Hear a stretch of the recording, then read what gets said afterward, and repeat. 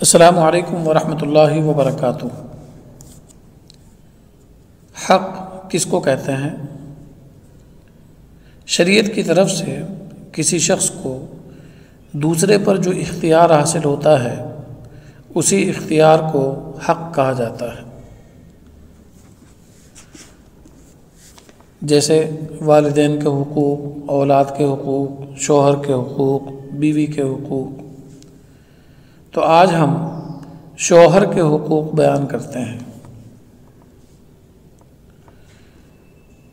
شوہر کے جو حقوق بیان کیے جاتے ہیں ان میں سب سے پہلا حق ہے معروف میں اطاعت، یعنی شوہر کا پہلا حق اطاعت و فرما برداری ہے۔ نبی اکرم صلی اللہ علیہ وسلم نے مختلف احادیث میں شوہر کے اس حق کا ذکر فرمایا ہے۔ چنانچہ ارشاد ہے کہ جس عورت کی موت اس حالت میں ہوئی ہو کہ اس کا شوہر اس سے راضی ہو وہ جنت میں داخل ہوگی۔ اس کی تفصیل یہ ہے کہ اگر شوہر نے کسی خلاف شریعت بات کا مطالبہ کیا، جیسے غیر محرم کے سامنے بے پردہ ہونا، تو ظاہر اسی بات ہے کہ اس میں شوہر کی اطاعت جائز نہیں ہوگی۔ جو باتیں شریعت کے خلاف نہیں ہیں لیکن شوہر کو اس کے مطالبے کا حق نہیں ہے ان میں شوہر کی اطاعت کی جا سکتی ہے مگر واجب نہیں ہے۔ جیسے عورت کی املاک و جائیداد میں عورت خود تصرف کا پورا حق رکھتی ہے، جو اس کی پیسے ہیں، اس کا بینک بیلنس ہے، عورت کو مکمل اختیار ہے کہ وہ اس کو خرچ کرے یا اپنے پاس رکھے۔ اگر شوہر اس سلسلے میں کوئی مشورہ دے یا مطالبہ کرے تو بیوی پر اس مشورے کا قبول کرنا واجب نہیں ہے، ضروری نہیں ہے۔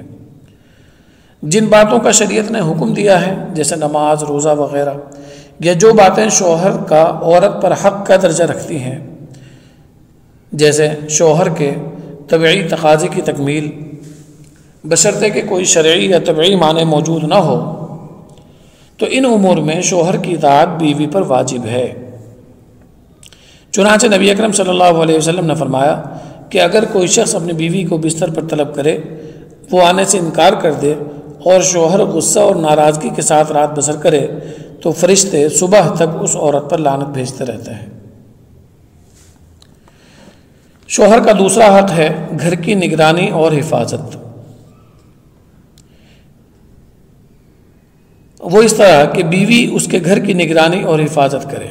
اس حفاظت و نگرانی میں بال بچوں کی تربیت، شوہر کے مال و جائیداد کی حفاظت اور خود اپنی عزت اور عصمت کا تحفظ سب شامل ہے۔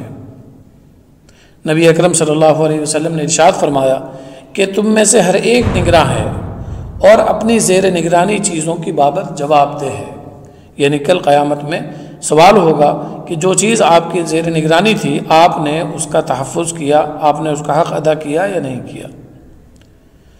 تیسرا حق شوہر کا ہے بلا اجازت باہر نہ جانا، یعنی شوہر کی اجازت کے بغیر عام حالات میں عورت گھر سے باہر نہیں نکل سکتی، اس گھر سے جو اسے رہائش گاہ کے طور پر دیا گیا ہے، عام حالات میں بغیر کسی شدید مجبوری کے۔ اسی لیے قرآن کریم کی آیات سے پتہ چلتا ہے کہ شریعت میں عورتوں کا گھر میں رہنا پسندیدہ ہے۔ مختلف آیات اس پر دلالت کرتی ہیں۔ البتہ مجبوری کی صورتیں اس سے مستثنا ہیں۔ مثلا بیوی کے والدین سخت بیمار ہوں، کوئی ان کے پاس تیماردار موجود نہ ہو، تو شوہر کے منع کرنے کے باوجود عورت کے لیے والدین کی تیمارداری کرنے کے لیے جانا، ان کی عیادت کے لیے جانا اور تیمارداری کا فریضہ انجام دینا جائز ہے۔ اسی طرح فقہا نے شوہر کی اجازت کے بغیر بھی والدین سے ہفتے میں ایک بار اور دوسرے محرم رشتہ داروں سے سال بھر میں ایک ملاقات کے لیے جانے کی اجازت دی ہے، یعنی شوہر منع کرے اس کے باوجود اس کی گنجائش ہے۔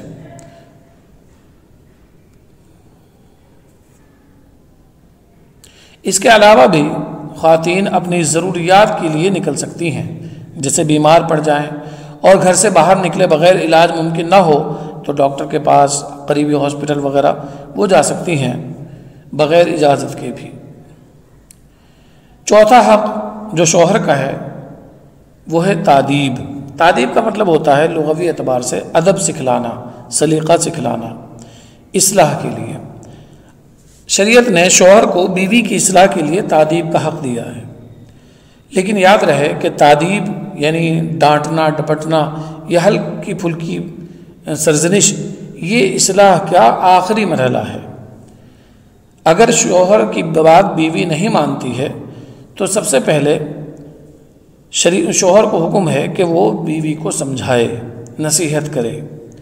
اگر وہ نصیحت سے باز آ جائے تو بہت اچھی بات، اگر وہ نہیں مانتی ہے تو پھر اس سے بستر کی جدائیگی کا حکم ہے، یعنی اس سے ناراضگی کا اظہار کرے، بستر جدا کر لے، گفتگو بات کرنا چھوڑ دے، یہ ہے۔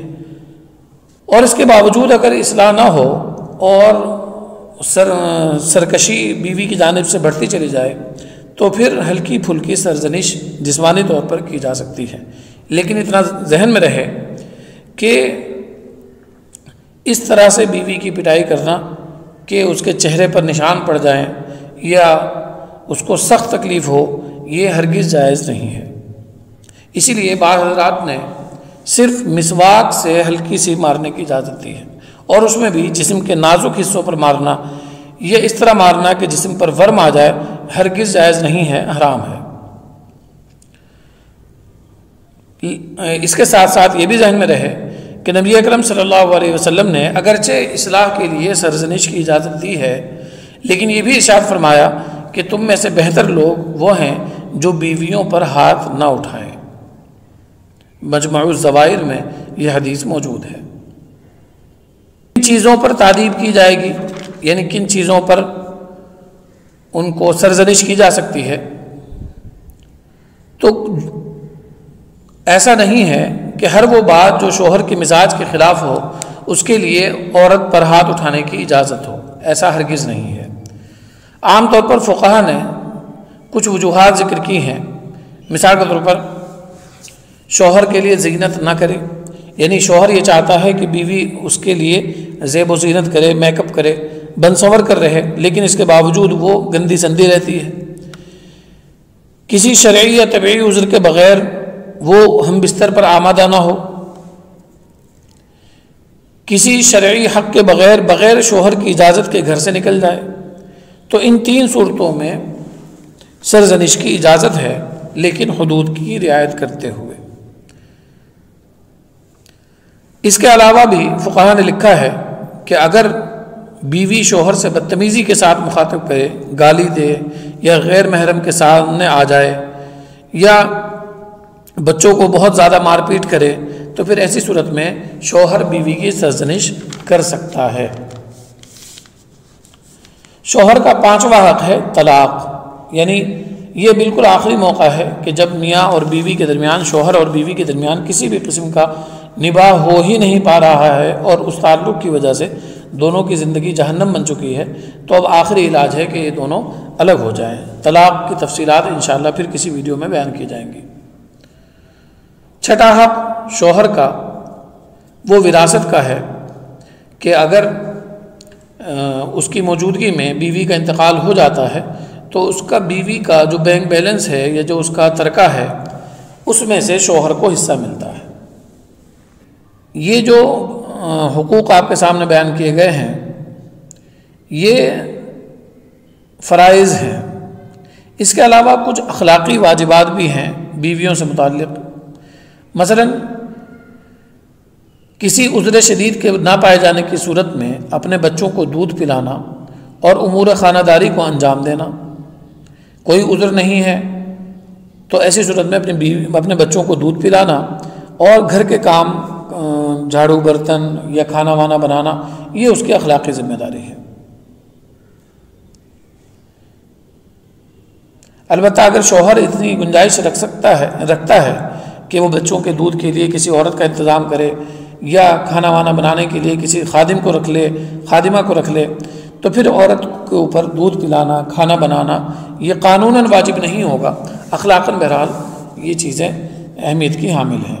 اور نبی اکرم صلی اللہ علیہ وسلم کے ارشادات میں اس کی تفصیلات ملتی ہیں کہ حضرت علی اور حضرت فاطمہ رضی اللہ عنہما کو نبی اکرم صلی اللہ علیہ وسلم نے نصیحت فرمائی تھی کہ گھر سے باہر کے کام کاج حضرت علی کو دیکھنے ہیں اور گھر کے اندرونی کام حضرت فاطمہ کو انجام دینے ہیں۔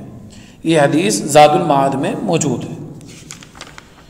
یہ وہ حق ہیں جو شوہر سے متعلق ہیں، شوہر کے حقوق ہیں، بیویوں کو یہ کام انجام دینے ہیں۔ اب ہیں بیوی کے حقوق۔ بیوی کے جو حقوق شوہر کے ذمے ہیں وہ ان میں سے سب سے پہلا حق ہے مہر۔ مہر وہ مالی حق ہے جو بیوی کے لیے شوہر کے اوپر واجب ہو جاتا ہے نکاح ہوتے ہی۔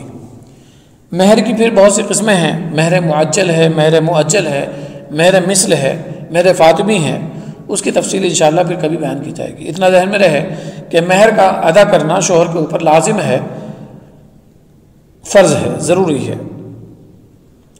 دوسرا حق ہے نفقہ۔ نفقے کا مطلب ہے کہ کھانے پینے کا، پہننے اوڑھنے کا، علاج کا اور دیگر چیزوں کا خرچ یہ شوہر ہی ادا کرے گا بیوی کو۔ بیوی اگر جاب کرتی ہے، اپنا کماتی ہے، تو اس کی کمائی کا حق، اس کی کمائی پر اس کا خود کا حق ہے، شوہر کا حق بیوی کی کمائی پر نہیں ہے۔ بیوی کی ضروریات کو پورا کرنا یہ شوہر کی ذمہ داری ہے۔ شریعت نے مرد کو گھر کا سربراہ بنایا ہے اور اس کے اوپر یہ حقوق لازم کیے ہیں۔ تیسری چیز ہے بیویوں کے درمیان عدل، یعنی اگر ایک سے زائد بیویاں ہوں، 2 ہیں، 3 ہیں، 4 ہیں، تو ان کے درمیان عدل کرنا، انصاف کرنا، برابری کا معاملہ کرنا یہ ضروری ہے۔ کسی ایک کی جانب زیادہ جھکاؤ اور دوسرے کی جانب سے بے رخی کرنا، اس کے حقوق میں کوتاہی کرنا یہ ہرگز جائز نہیں ہے، ظلم ہے۔ چوتھا حق ہے اپنی املاک میں تصرف کا حق، یعنی عورت کے پاس جو اس کا اپنا مال ہے وہ عورت ہی کا ہے، اس کے اوپر شوہر کا حق نہیں ہوگا، چاہے وہ اس کے زیورات ہوں، چاہے وہ اس کے برتن ہوں، چاہے وہ اس کا کیش ہو، بیلنس ہو۔ اسی طرح سے ایک حق ہے بیوی کا، وہ ہے حسن معاشرت، یعنی زندگی کے تمام گوشوں میں ایک دوسرے کے جذبات، ضروریات اور مزاج اور مذاق کی رعایت کی جائے۔ اسی طرح سے ایک دوسرے کی اگر کچھ غلطیاں ہوں، کچھ لغزشیں ہو جائیں تو اس میں عفو و درگزر کا معاملہ کیا جائے، اور اسی سے زندگی جو ہے بہتر انداز میں بنتی ہے۔ اس کے علاوہ آخری حق بیوی کا وہ ہے حق میراث، یعنی شوہر کے انتقال کے بعد اس کی پراپرٹی کے اندر، اس کے بینک بیلنس وغیرہ کے اندر بیوی کو حق حاصل ہوتا ہے وارث بننے کا۔ چنانچہ اگر بیٹے ہوں تو ان کا حق الگ ہے، اگر بیٹے نہ ہوں، بیٹے بیٹی ہوں نہ ہوں تو پھر اس کا حق الگ ہے۔ اس کی تفصیلات انشاءاللہ کبھی وراثت کے مسائل میں ذکر کی جائے گی۔ تو یہ تھے حقوق شوہر کے اور بیوی کے۔ اتنا آپ ذہن میں رکھیں کہ صرف اپنے حقوق یاد رکھنا اور اپنی ذمہ داریاں اور اپنے فرائض انجام دینا یہ غلط ہے۔ رشتوں کے اندر تلخیاں اور کہہ لیجئے کہ دوریاں تبھی پیدا ہوتی ہیں جب آدمی کو اپنے حقوق تو یاد ہوں لیکن اپنے فرائض یاد نہ ہوں۔ تو آپ کو اپنے حقوق یاد ہوں یا نہ ہوں، لیکن آپ کو اپنے فرائض کا یاد ہونا ضروری ہے۔